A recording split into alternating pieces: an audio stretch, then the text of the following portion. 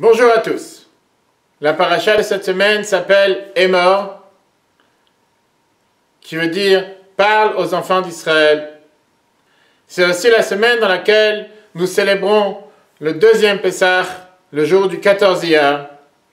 Et nous sommes aussi à la veille du 18 Iyar, le jour de la Eloula de Rabbi Shimon Bar Yochai, connu sous le nom de Lag BaOmer.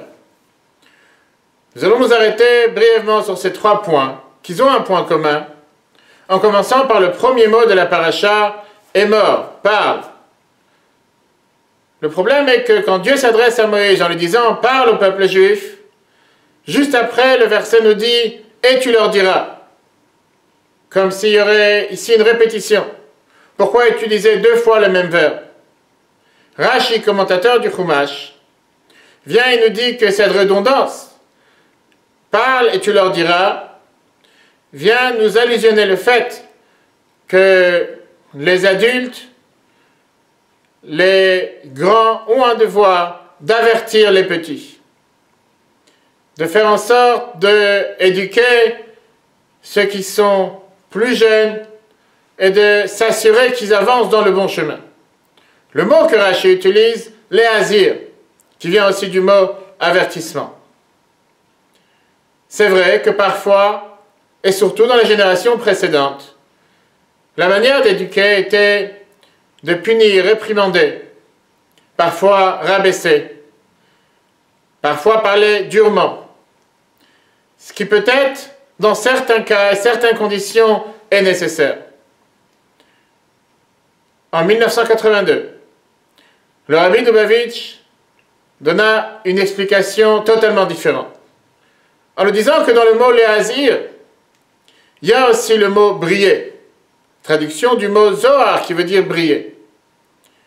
En tant qu'adultes, nous avons le devoir d'éclairer le chemin, de montrer le chemin, d'accentuer sur le positif et ne pas se focaliser sur le côté négatif.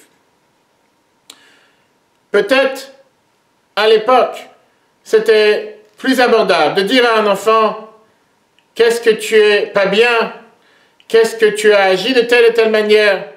C'est tellement mauvais, c'est tellement méchant. » Aujourd'hui, nous avons le devoir, comme la Chassidoute nous montre, d'accentuer beaucoup plus le côté positif en disant à un enfant « Tu es tellement bien, ce que tu as fait ne te représente d'aucune manière.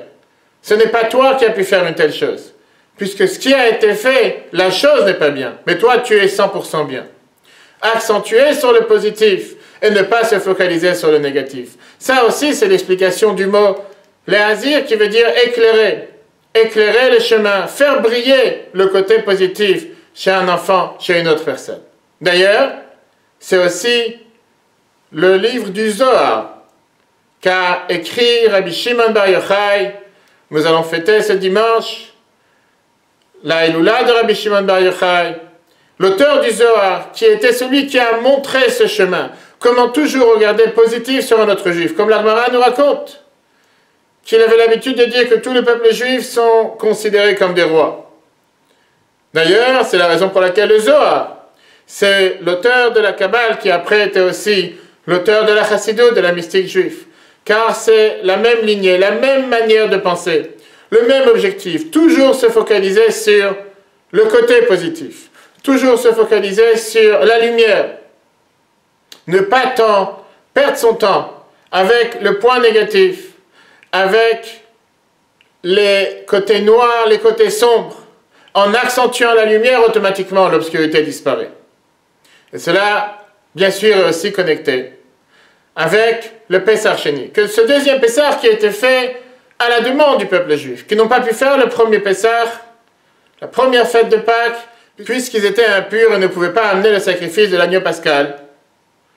Et donc ils sont venus voir Moïse en lui demandant pourquoi nous serons différents des autres. Pourquoi nous n'aurons pas la possibilité de pouvoir faire exactement comme nos frères? Moïse se tourna vers Dieu et c'est alors qu'il a reçu cet ordre de leur donner la possibilité de réparer en faisant le deuxième Pessah. L'enseignement que le Rabbi nous enseigne est qu'il n'y a jamais quelque chose qu'on ne peut pas réparer. On peut toujours réparer, il n'y a jamais quelque chose de perdu. Mais à ça, il faut une condition. Vouloir reconnaître que j'ai fait une erreur et je veux réparer, comme c'était le cas avec le peuple juif. Ils sont venus dire à Moïse, nous voulons réparer, nous ne voulons pas être différents de nos frères. Et c'est alors qu'ils ont reçu le devoir de faire le deuxième Pessah. Le même point de la paracha est mort. Et le même point qui est la Hilula de Rabbi Shimon Bar Yochai, sur ce point positif, cette neshama, cette lumière qui éclaire à l'intérieur de chacun d'entre nous. Parfois, voilà, à nous de faire tout ce qui dépend de chacun de nous pour la faire briller, la faire jaillir.